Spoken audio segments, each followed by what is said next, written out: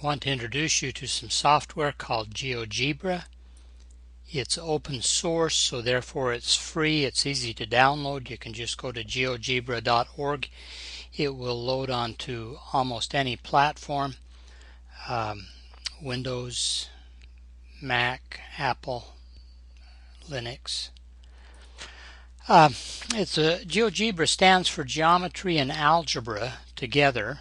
It takes advantage of the Cartesian coordinate plane to be able to play off both of these ideas.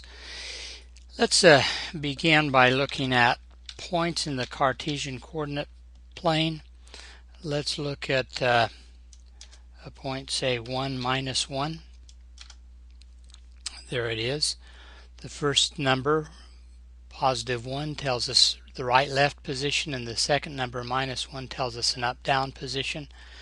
Let's look at another point as an example. Let's go to -2, 3. So there's 2 points.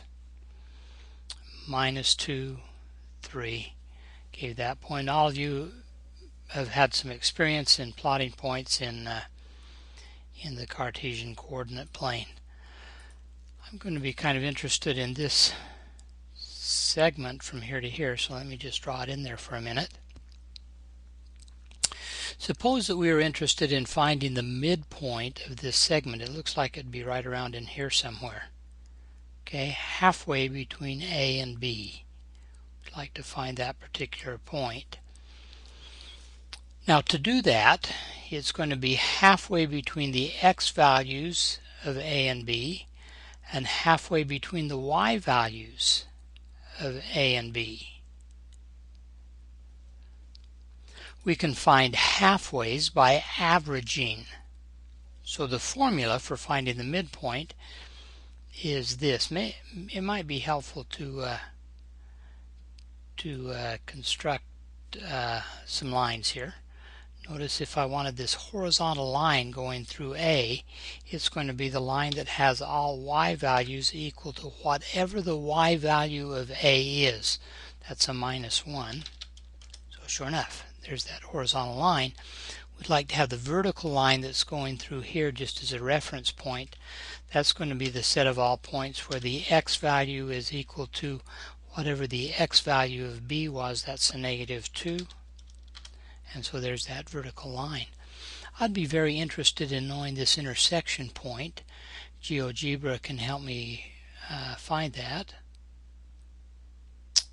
We'll do that right here by finding the intersection.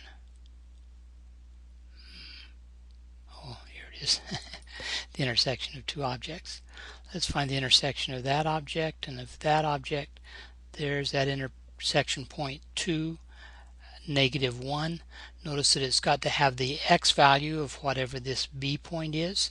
It's got to have the y value of whatever that A point is, and that in fact is going to be the point -2, -1. Now we're interested in finding halfway between these two. Okay, that's halfway between the x values in A and the x values in B. That means that we're going to take the average of the x value of A and the x value of B. So I'm going to build a point here. It's going to have an x value and a y value.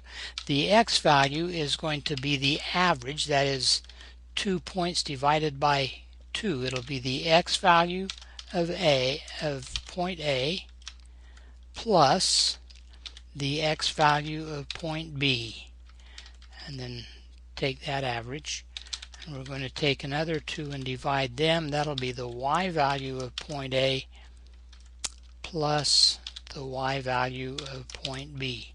So what we're doing here is looking at the x value of point A and the x value of point B, those two x values, taking their average. That'll give me the halfway point between them. Then I'm taking the y values, taking the average of those two y values. That'll give me a halfway point there. That'll give me that point. Let's see what it does. There it is. There's D. We can see that it's a -0.5 and up at 1. You can check and see that that's really halfway between all of those. Okay, we'll look at some more details. later on.